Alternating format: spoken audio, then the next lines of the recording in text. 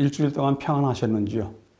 여러분들 모든 가정에 평안함이 있어서 급한 소식 그리고 어려운 소식들이 들리지 않게 되길 바랍니다. 우리가 그런 시대에 살고 있기 때문에 한 주 한 주 평안하게 산다는 것이 큰 복이라 생각합니다. 오늘은 제6과인데요. 예수님 신실하신 제사장이라고 하는 제목으로 제6과를 시작하겠습니다. 지난주까지는요, 왕에 대한 이야기를 했고, 오늘은 제사장에 대한 이야기를 하는데요. 히브리서에 나와 있는 세 주제, 즉, 왕, 제사장, 그리고 더 좋은 언약의 중보자. 이 세 이야기 중에서 두 번째 이야기를 들어서는 겁니다.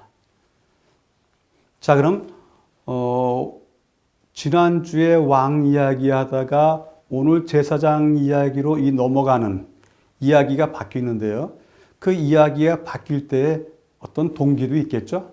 그리고 이야기가 바뀌면서 국면이 전환되는 어떤 까닭이 있을 겁니다. 그것에 대해서 잠깐 같이 생각해 보도록 하겠습니다. 왜 왕으로서의 이야기를 하다가 제사장으로서의 예수님에 대한 이야기로 바뀌었을까? 여러분들 각자 생각을 해보시면서 오늘 교과 과정을 따라간다고 하면 더 쉽이 이해하실 수 있습니다. 자, 왕은 어떻습니까? 왕은 정치, 행정, 법률의 최종 권위자입니다. 그래서 자기 백성 한 무리를 이끌고 있고 그 한 무리를 통치하고 그 다음에 그 한 무리의 대표자가 되는 것이 왕입니다. 그리고 제사장은요, 왕과는 다르게 종교적, 영적, 그리고 한 개인의 삶의 최종 권위로서 제사장이 앞에 있습니다. 그래서 백성들의 삶을 하나님께로 인도하고 또 축복하고 하는 그러한 역할을 맡고 있습니다. 왕으로서 우리가 알고 있는 멜기세덱 이야기 있지 않습니까? 그 멜기세덱의 왕으로서의 이야기는 정말 멜기세덱의 의의 왕이 다스리시는 살렘이요.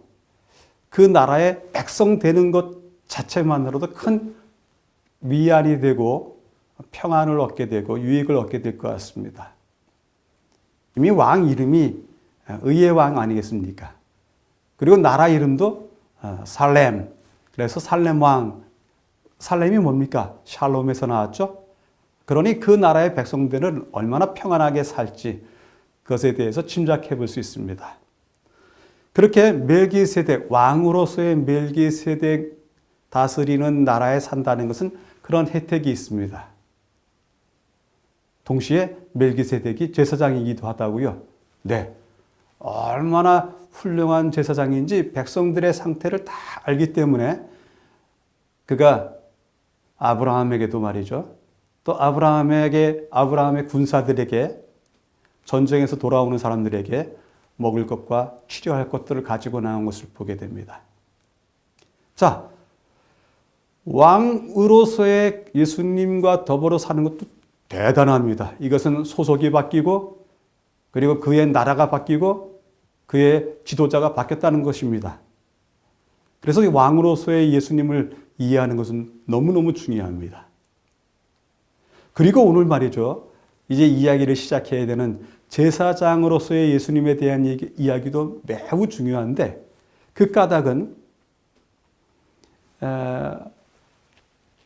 왕으로서 내가 다가갈 수 없는 그러한 최고 권위자에게 다가갈 수 없는데 반면에 제사장은 우리 곁에 늘 있기 때문에 그와 더불어 긴밀하고도 개인적으로도 그리고 생생하게 그렇게 만나서 우리 영혼을 살게 하는 힘이 제사장에게 있기 때문에 우리에게는 두 가지가 다 필요한 겁니다.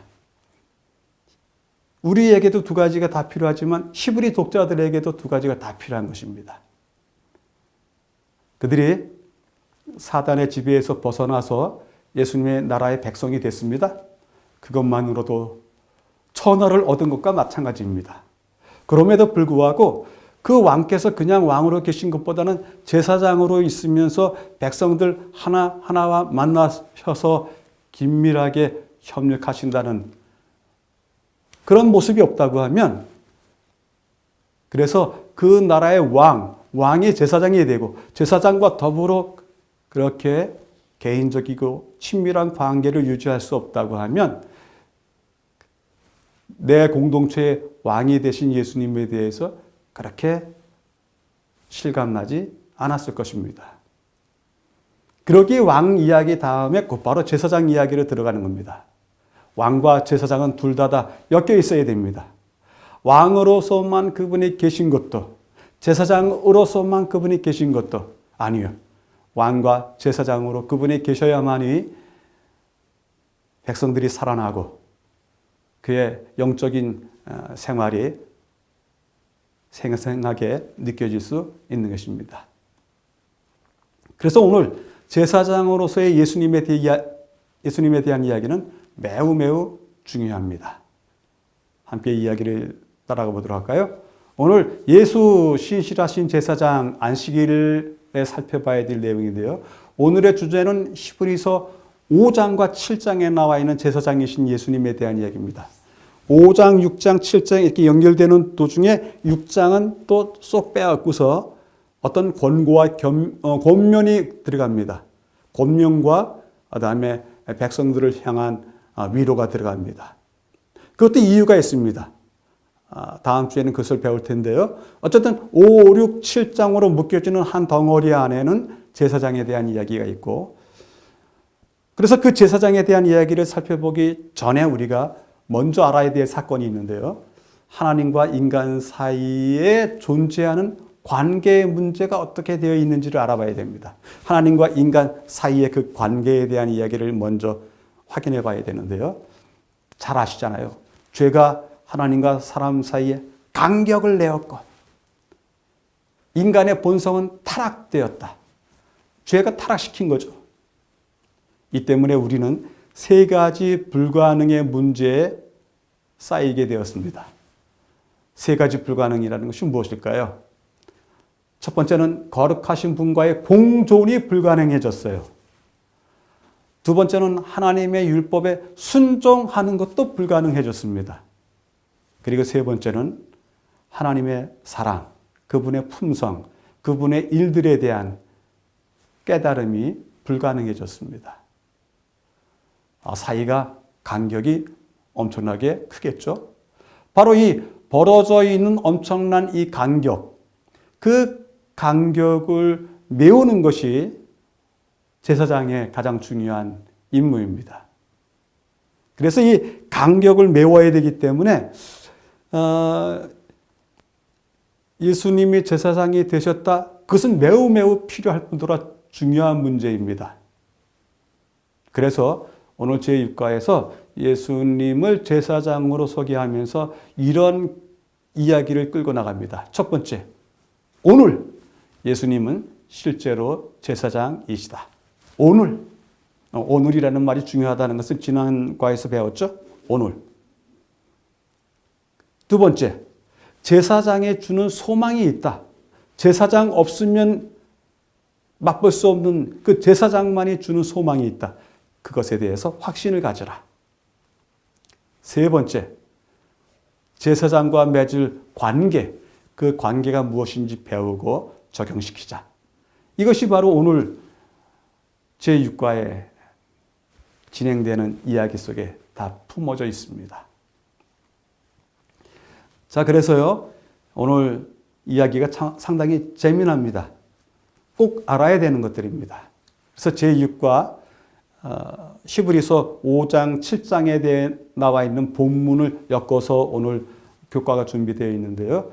그 교과에 우리가 배워야 될 5날에 대한 이야기를 해보면, 일요일 날은 인간을 대표하는 제사장, 월요일 날은 멜기세덱의 반차를 따른 제사장, 화요일 날은 온전한 제사장, 수요일 날은 영원한 제사장, 목요일 날은 죄 없는 제사장, 이렇게 소개를 하는데요. 이것을 늘 우리가 하는 것처럼 문학적인, 그래서 구조적인 이렇게 내용을 조립해 보겠습니다. 구성해 보겠습니다. 오늘은 다른 날과 다르게요. 서론이 두 날에 걸쳐 있습니다. 인간을 대표하는 제사장, 멜기세덱의 반차를 따른 제사장.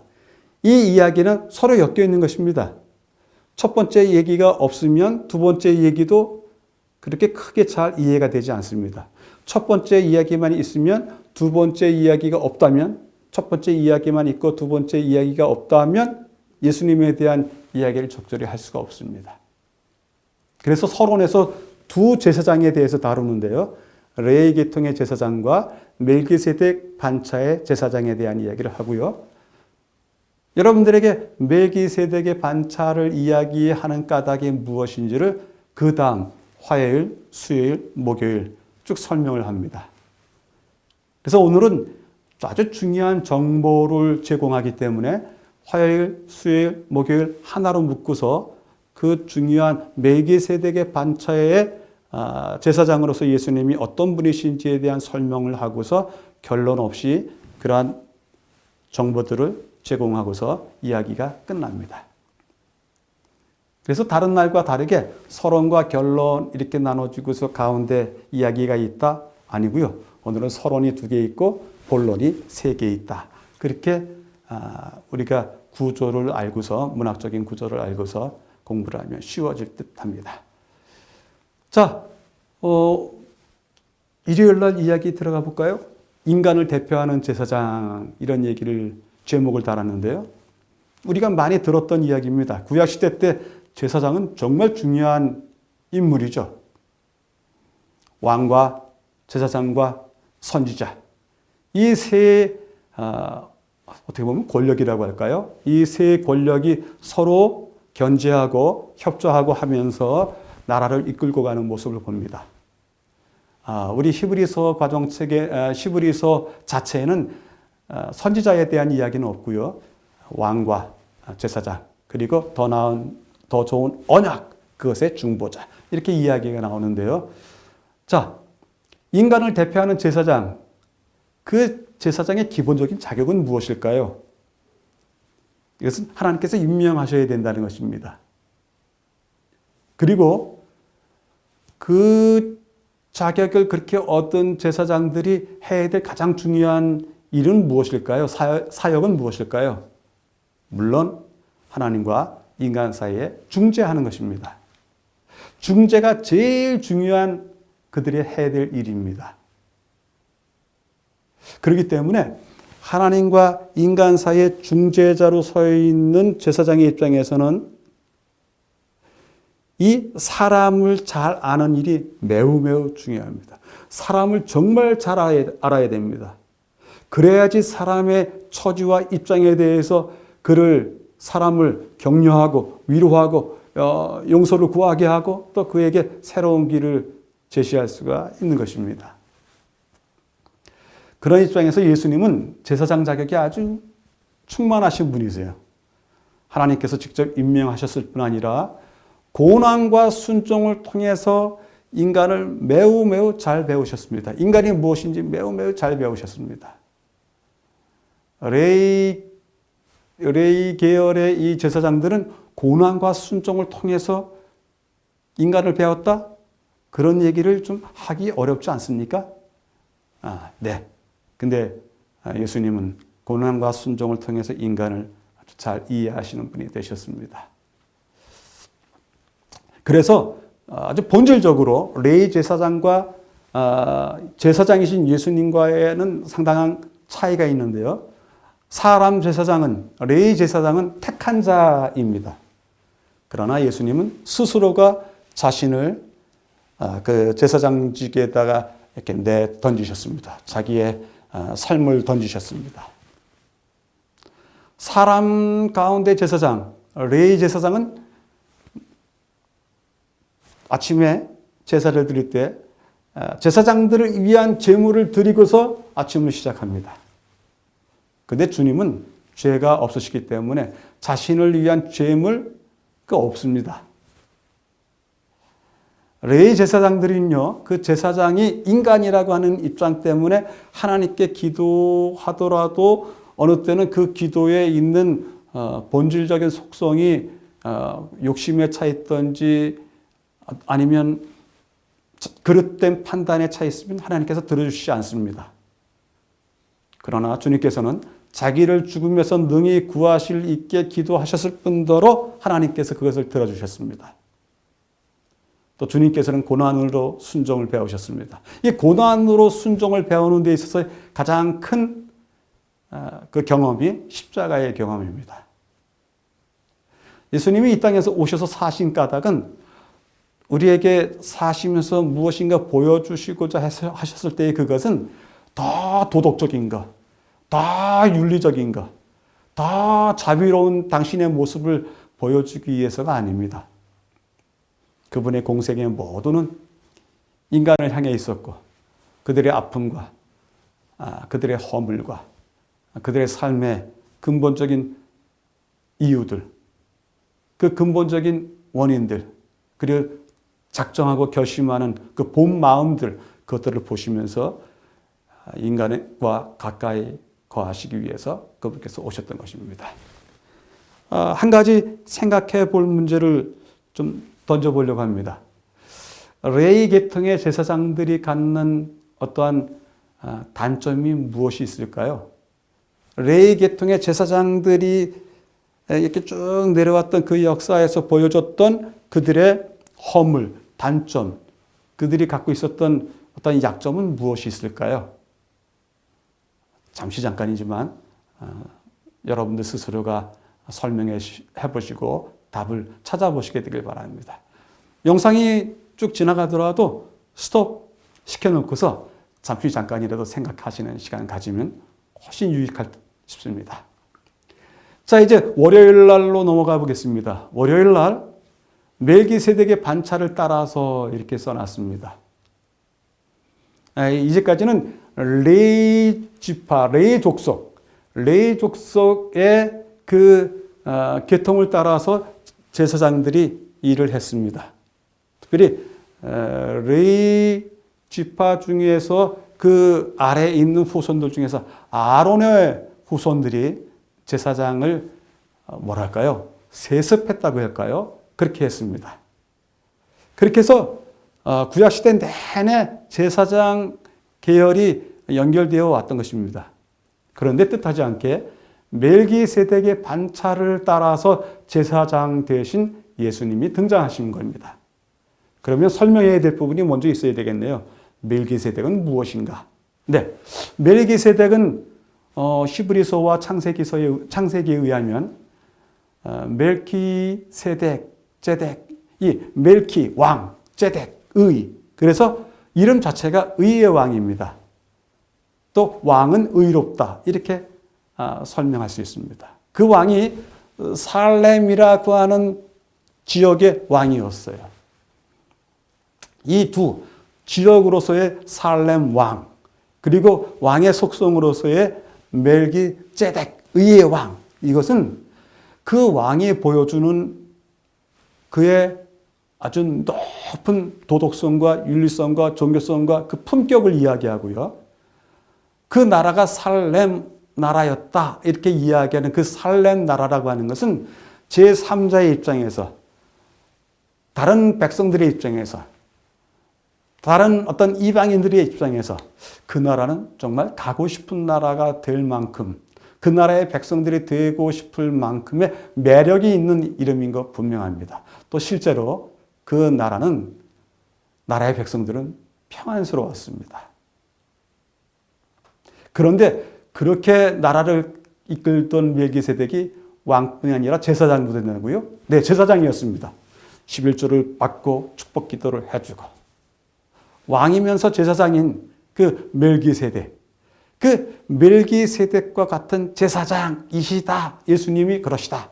그렇게 바울은 이쪽부터 내려왔던 전승을 인용해서 예수님은 멜기세덱의 반차를 따른 제사장이다 이렇게 이야기합니다. 근데 멜기세덱의 반차를 쫓았다라고 하는 표현 때문에 여러 가지 이야기가 있고 어려움이 있는데요. 잘못된 이야기를 좀 이제 걸러보겠습니다. 예수님은 멜기세덱의 후계자이다. 이거 잘못된 것입니다. 멜기세덱은 아브라함 시대에 성육신하신 하나님이다. 이것도 잘못되고요. 멜기세덱은 천상의 존재이다. 아니죠. 멜기세덱은 하나님 자신이다. 아닙니다. 멜기세덱에 대한 이야기가 많이 있습니다. 그런데 지금 말씀드렸던 이런 종류로 멜기세덱을 보는 것은 안 됩니다. 멜기세덱은 그야말로 한 시절 그 땅에 있었던 예수님을 표상하는 가나안의 왕이요 제사장이었던 것입니다. 근데 그가 정말이지 다른 왕들, 다른 제사장들과 다르게 특별한 그의 직분을 수행했기 때문에 그를 예수님과 빗대어서 예수님을 그에게 빗대어서 얘기한 것뿐입니다. 특별히 어떤 것들을 빗대었나요? 예수님과 이제 이 멜기세덱을 비교할 때 시작도 없고 끝도 없고 그다음에 어미도 없고 아비도 없다. 족보가 없다. 이런 얘기를 하면서 예수님과의 어떤 성격에 유사한 점을 이야기했는데요. 실제로 한번 보도록 하죠. 성경이 말하는 역사적인 멜기세덱은 어떤 사람이었습니까? 왕의 이름에 대한 평가가 아주 좋습니다. 우리의 왕은 의롭다. 의로운 왕 멜기세덱. 참 이름이 좋아요. 과연 우리나라의 지금 대통령의 이름에 대한 평가는 어떻습니까? 여러분들 스스로가 정해보시기 바랍니다. 통치하는 나라에 대한 평가도 상당히 좋죠? 살렘 왕, 평강의 왕. 살렘이라고 하는 나라는 평강스러운 나라이다. 해외에 나가 있는 교포들이나 제3자가 대한민국을 볼 때 뭐라고 평가할까요? 그런 것을 보면 살렘 나라의 왕이라고 하는 살렘, 이 나라의 이름 자체가 상당한 의미를 줍니다. 아비도 없고 어미도 없고 족보도 없다. 왕이나 제사장이 되는 이 정치적인 종교적인 지도자가 되는 어떠한 기본적인 요소가 아비나 어미의 조상의 혜택을 받고 정치인이 되는 것이 많이 있습니다. 그리고 또 그런 부모의 혜택 때문에 제사장이 되는 경우도 있고요. 근데 그런 것과 전혀 관계가 없는 자로서 왕이 되었다. 대단한 것 같습니다. 제사장이 되었다. 대단합니다. 우리나라에서 정치인이 되려면 시작도 있고 끝도 있어야 됩니다. 예전에 아시죠? 데모를 하다가 잡혀가서 감옥살이를 하면 이 정치의 시작을 하는 것처럼 여겨졌는데 우리 이 왕은 그런 일의 시작도 없고 끝도 없는데 왕이 되고 제사장이 되었습니다. 전혀 다른 시각으로 왕과 제사장이 된 것입니다. 이 멜기세덱이 보여준 아주 멋진 그의 행동이라고 할까요? 그것 중에 하나가 뭐 있습니까? 사회 골짜기에서 아브라함과 그 조카와 그의 군대들을 갖다가 맞이할 때 떡과 빵을 가지고 나왔다고요? 떡과 빵을 가지고 나왔다. 왜일까요? 그리고 포도주를 가지고 나왔고 또 그들에게 축도를 해줬다고요? 이건 무슨 의미일까요? 이것이 두 번째 여러분들에게 던지는 질문입니다. 멜기세덱은 왜 떡과 빵, 포도주, 축도 이 세 가지는 어떤 의미 때문에 나와서 그가 이런 일을 했을까요? 또 거기에 담긴 의미는 무엇일까요? 정말 의로운 왕답고 살렘 나라의 백성들에게 행했던 그 왕의 행동과 일치되는 것입니다. 그래서 이 문제도 잠깐 생각해 보시고 지나가게 되길 바랍니다. 자, 이제 이렇게 일요일과 월요일 이야기를 하면서 레위 계통의 제사장과 멜기세덱 반차의 제사장에 대한 이야기를 견주어 봤고요. 여러분들이 정리하실 수 있으십니다. 이제는 화, 수, 목 나갑니다. 근데 화, 수, 목 제목이 말이죠. 온전한 제사장, 영원한 제사장, 죄 없는 제사장. 이런 이야기로 제목을 달았군요. 왜 이렇게 이런 제목을 달았을까요? 온전하다, 영원하다, 죄 없다. 이것은 이 땅에서의 모습입니까? 천상의 모습입니까? 이 땅에서 이런 모습을 보여주는 사람도 없고 그러한 제도도 없습니다. 온전하다, 영원하다, 죄 없다, 이것은 천상의 언어입니다.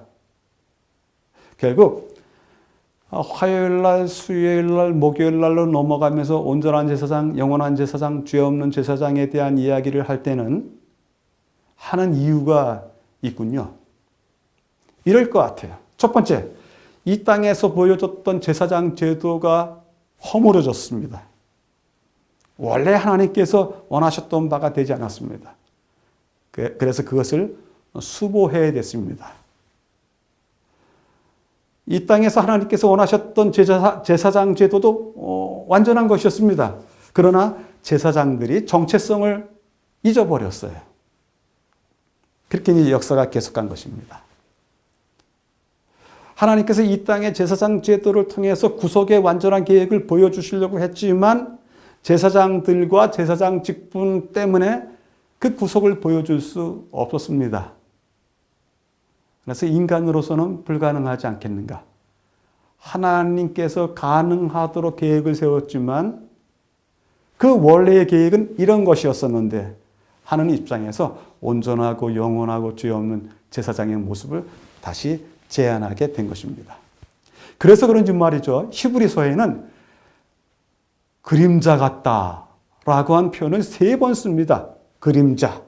그림자라고 하는 단어가 성경에 그렇게 많이 나와 있지 않은데요.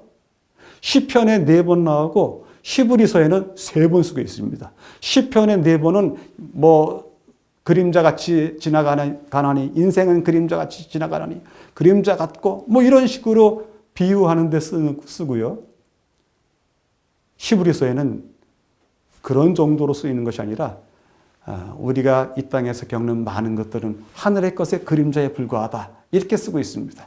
볼까요? 히브리서 8장 5절. 그들이 섬기는 것은 하늘에 있는 것의 모형과 그림자이라.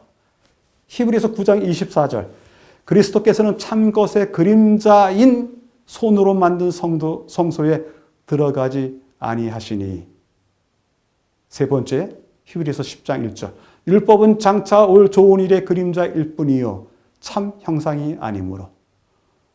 히브리서에는 그림자라고 하는 단어를 이렇게 중요한 때마다 집어서 쓰고 있습니다.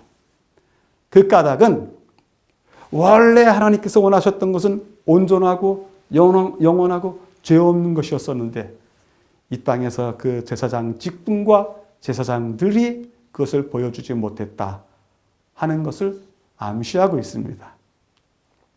그래서요, 화요일 날 온전한 제사장에서는 왜 온전한 것을 이야기해야 될까? 몇 가지 이유가 있는데요. 제사장 자체가 온전하지 못했습니다.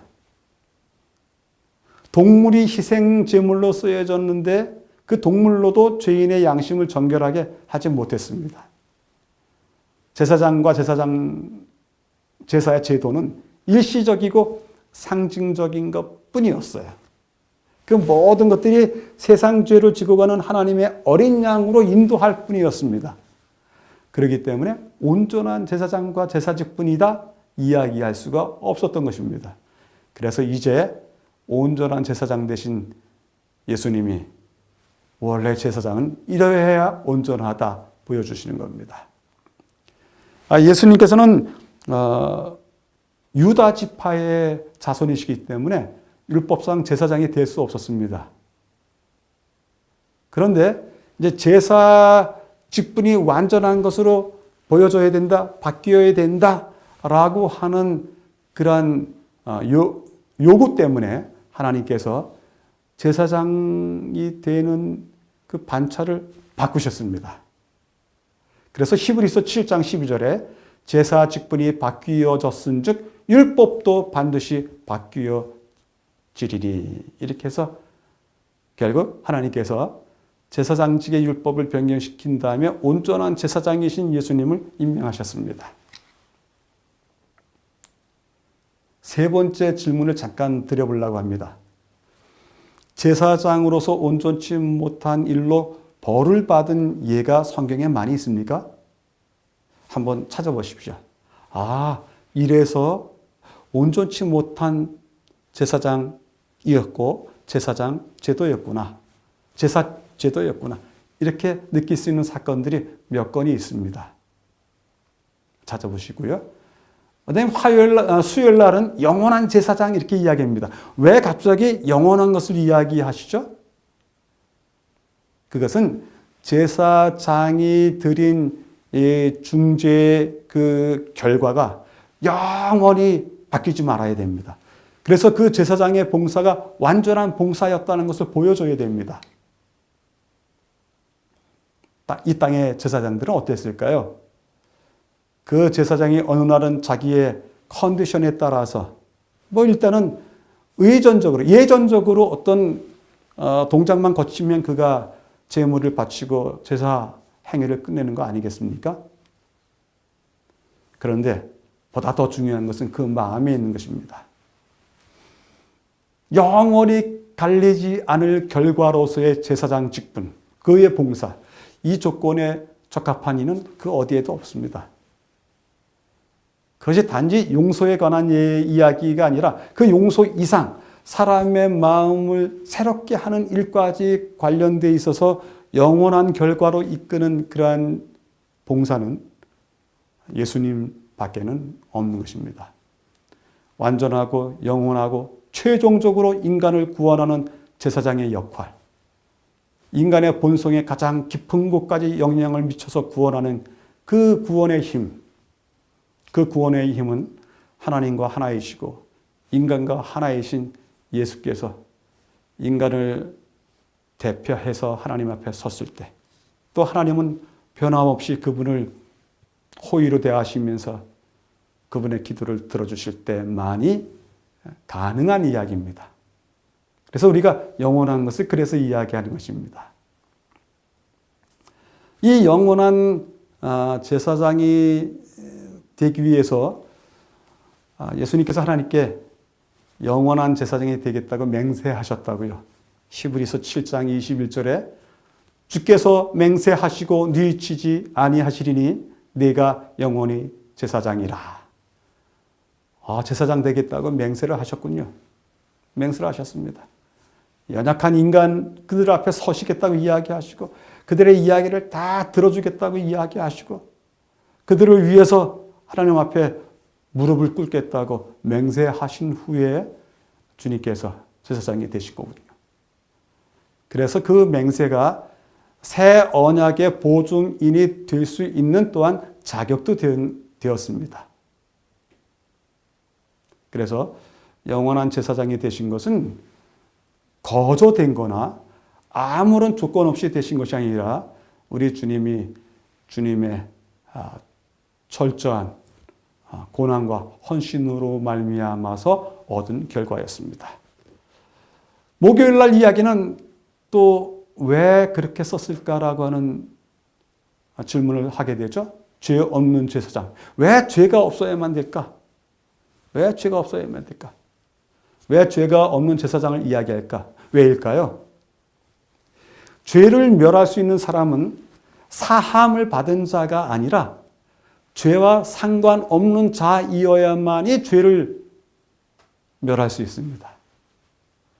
죄는 하나님 앞에 그림자조차도 용납되지 않기 때문에 이 죄와 상관없는 이어야만이 제사장이 될 수 있습니다. 그래서 히브리서 7장 26절에 이러한 대제사장은 우리에게 합당하니 거룩하고 악이 없고 더러움이 없고 죄인에게서 떠나 계시고 하늘보다 높이 되심이라. 이렇게 하시면서 예수님을 주목하고 있습니다. 그분이야말로 참된 제사장이다. 거룩하다. 악이 없다. 더러움도 없다. 네. 죄인에게서 떠나 계시다. 하늘보다 높이 되신 분이시다. 그분이 온전히 인간이 되셨으나 죄된 존재는 아니셨습니다. 죄를 짓지 않았기 때문이 아니라 죄로 인해서 더럽혀지지 않았기 때문에 그분은 죄된 존재가 아니셨습니다. 정말 중요하죠? 물론 죄를 짓지도 않아야 되겠지만 문제는 죄로 인해서 더럽혀지지 않는 것이 더욱 중요할 수도 있는데 주님께서는 이 두 가지를 다 충족하셨던 것입니다. 구약시대 때 희생 제물들이 있었는데요. 그 제물들 역시 흠 없는 것이어야 됐습니다. 하나 이야기를 꺼낸다면요. 제사장이 제물을 잡을 때요. 잡을 때 그의 생명을 취해야 되지 않습니까? 그래서 제물에다 칼을 댔습니다. 근데 그 칼을 댔을 때 제물이 버둥버둥 되면서 죽는 과정에 그 아픔을 느끼고 그 어떤 죽어간다고 하는 것에 대한 그 고통을 느끼면 그 제물은 부정했습니다. 그래서 제물을 다시 사용해야 됐습니다. 그만큼 제물이 된다는 것도 어려운 일이지만 그 적용하기가 쉽지 않은 그러한 제물을 잡는 방법이 있습니다. 주님께서는 십자가에 달리셨을 때에도 단 한 번 그 일에 대해서 내려가시겠다, 이것은 아니다, 이렇게 될 수는 없다, 이런 그 어떤 고통의 표현도 하지 않고 아주 흠없는 순전하신 제물이 됐던 것을 보게 됩니다. 네, 오늘 이야기는 이제 마감하려고 하는데요. 금요일에 아주 좋은 예언의 신의 구절이 있어서 그 구절을 읽어드리는 것만으로도 충분할 것 같습니다. 우리 교재 금요일 날 거의 제일 밑에 있는 하단에 있는 것인데요. 그리스도 안에서 이 땅의 가족과 하늘의 가족이 연결되었다. 영원하게 되신 그리스도는 우리의 형제이시다. 하늘은 인성 속에 모셔지고 인성은 무한한 사랑의 하나님의 품 안에 안기었다. 이런 제사장이 우리에게 있습니다. 우리가 지금 모시고 있는 제사장이 그렇습니다. 너무너무 우리를 잘 아시는 제사장이고 우리가 친근하게 대해도 우리의 연약함과 허물들을 다 있는 그대로 안으신 채 우리를 맞이해 주시는 그러한 제사장으로서 주님께서 계십니다. 이제 교과 공부를 위한 보충 자료와 질의응답을 뒷부분에 약간 띄워놨습니다. 질문 1번이 레위 계통의 제사장 직분이 갖는 단점이 무엇인가 여쭤봤었고요. 멜기세덱의 그 빵과 떡, 포도주, 축도 이것은 무엇을 의미하는가? 그리고 제사장으로 온전치 못한 일을 벌였기 때문에 벌받은 예를 들어본다면 무슨 예가 있을까? 이런 세 가지 질문을 던져드렸는데요. 이 교과 공부하기에도 바쁜 시간인데 오히려 제가 질문을 던져서 죄송한데요. 그럼에도 불구하고 우리 과정 공부의 흐름상 이 세 질문은 꼭 여러분들이 스스로 답변해 보시게 되길 바랍니다. 답변이 잘 안 되면 요새는 검색할 수 있는 방법이 많이 있기 때문에 여러분들이 충분히 자료를 얻으실 수 있으리라 생각합니다. 네. 다음 주에 다시 뵙겠습니다. 감사합니다.